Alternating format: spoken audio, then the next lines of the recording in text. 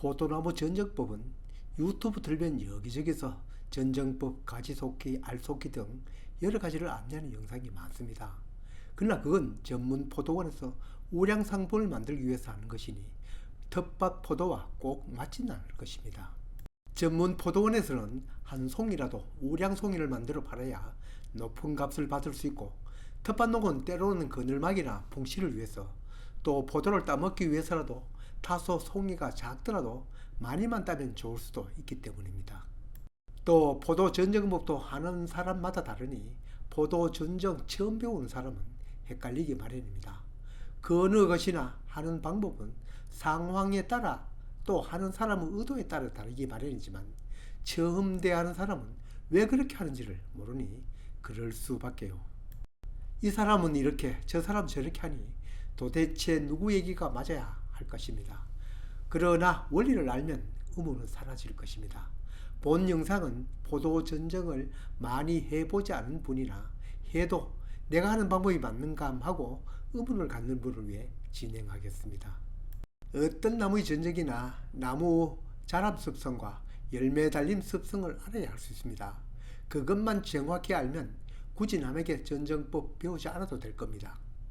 포도는 4월 말에서 5월 초에 작년에 나온 가지에 이렇게 새순이 올라옵니다. 지금은 이 가지를 중간을 절단해서 그렇지 그대로 두면 모든 가지의 마디마다 싹이 하나씩 올라옵니다. 마디뿐 아니라 이렇게 눈이 없던 곳에서도 싹이 나옵니다. 이걸 숨겨진 눈이라고 하여 자마라고 합니다. 이 자마는 싹이 안 나올 수도 있고 때로는 빈약한 싹이 나올 수도 있습니다. 올봄에 눈 2개를 남기고, 그러니까 2마디를 남기고 잘라놓은 곳인데 자마까지 합쳐서 3개가 나왔군요. 하지만 이건 꽃이 아니라 새싹입니다. 이 싹이 자라면 여기에 줄기도 또 줄기마다 잎이 나옵니다. 물론 꽃도 나옵니다. 한마디로 말해 원래 싹이 나오고 거기에 잎도 꽃도 나옵니다. 한번 볼까요? 그 싹이 한 열흘 지나면 이만큼 자랍니다. 줄기가 뻗으면서 잎수도 늘어나고 덩굴식물 특유의 덩굴손도 나옵니다. 보름이 지나면 잎줄기 기드랑이에서 포도꽃이 핍니다.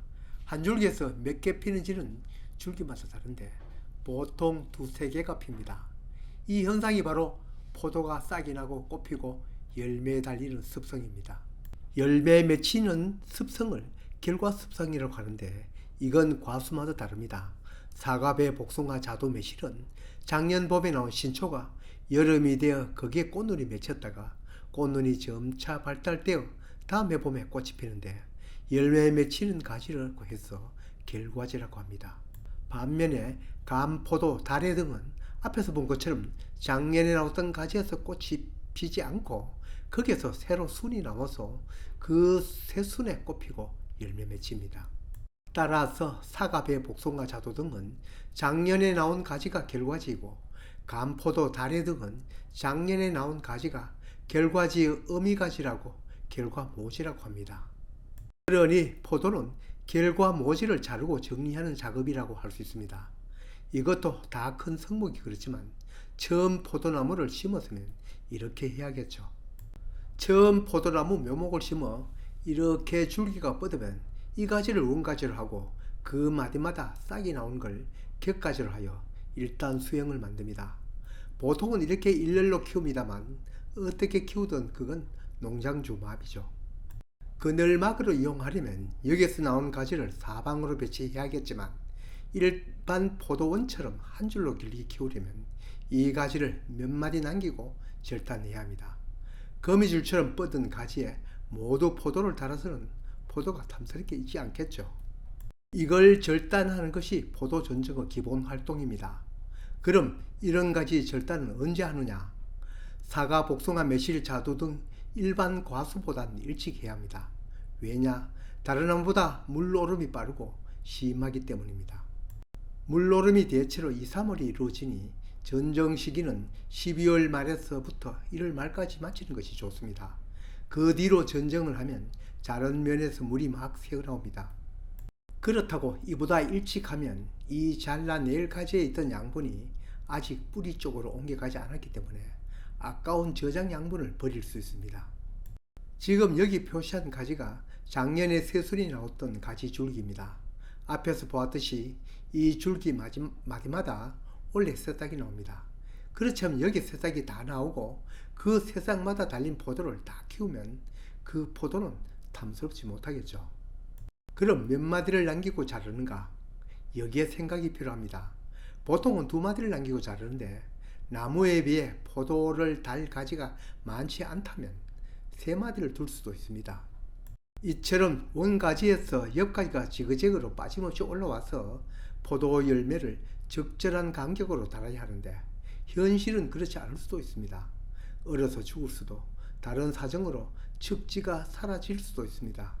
파란색 동그라미가 있는 여기에는 척지가 살아있으나 여기에서부터 옆가지가 없습니다.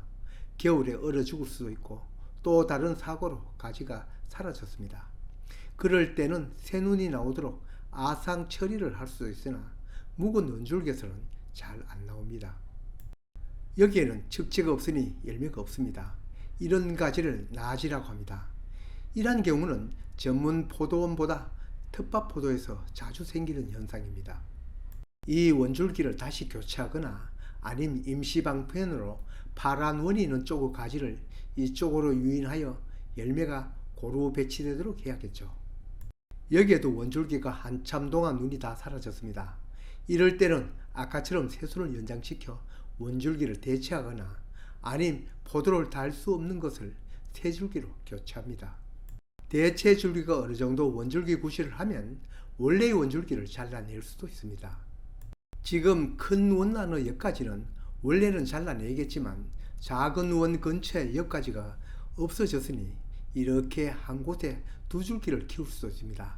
이처럼 포도나무 전체를 보면서 가지를 자릅니다. 상황과 의도를 생각해서 해야 한다는 점이죠. 주변에 가지가 모두 나 있을 때는 보통 2마디를 남기고 자르는데 덩굴 작물은 여유를 많이 두고 잘라야 합니다. 왜냐하면 덩굴나무 가지는 물갈이 매우 성깁니다. 그러니 자른 면이 많이 말라 들어갑니다. 한 마디를 자르면 거기엔 막이 있습니다. 흡사 대나무가 마디에서 구멍이 막히는 것과 같은 원리를 할까요? 바로 앞 설명으로 봤을 때는 이건 잘못 자른 거죠. 그렇기 때문에 윗부분은 싹이 충실하지 못했는지도 모릅니다. 2눈을 남기고 자르면 때로는 아래 자막까지 합쳐 싹이 3개가 올라올 수 있습니다. 전문가원은 이 중 가장 튼실한 싹을 남기고 나머지는 없애는데 이때는 그대로 두었다가 조금 더 크면 작은 꽃송이가 보입니다. 이걸 확인하고 자르면 더 확실하긴 합니다. 어떤 것은 꽃을 품지 않고 나오는 싹도 있으니까요. 만약 위의 싹이 더 충실하다고 이걸 남기면 그 애는 포도를 잘 따먹기는 하는데 다음에는 여기에서 새순이 나오고 지금처럼 반복하니 해마다 사슴불처럼 점점 높아집니다. 물론 아래의 눈을 살려도 결과지가 높아지는 건 맞지만 덜 높아집니다. 포도나무 재배에서 이렇게 결과지가 높아지는 건 별로 좋지 않지만 할 수 없는 일이긴 한데 덜 높아지는 게 좋습니다. 어떤 과일이든지 원줄기의 양분 통로와 멀어질수록 좋은 열매가 달리지 않습니다. 그러니 가장 좋은 것은 자마이 싹이 너무 빈약하지 않으면 이걸 남기는 것은 이런 점에는 좋습니다. 남긴 순이 자라면 마디도 길어지고 그에 따라 새 잎수도 많아집니다. 아래 마디 사이에는 예쁜 포도꽃도 맺혀 있습니다. 몇 개 맺히냐고요? 보통 2개가 맺히는데 여기처럼 3개가 맺히기도 합니다. 그럼 몇 개를 두느냐? 당연히 엿장사 맘대로이죠. 상품으로 판매할 것이라면 한 송이를 두어야 탐스럽게 커가겠죠. 송이는 작더라도 많이만 먹겠다면 2송이 남기고 제거합니다. 바로 이맘때 꼭 해야 할 일이 있습니다. 바로 적심이죠. 적심이란 자라고 있는 윗순을 자르는 것을 말하는데 9에서 10마디, 즉 9장에서 10장의 잎을 두고 윗순을 자르는 것입니다. 짧은 영상에서 이후 적심과 알속기는 다음 설명해 드리겠습니다.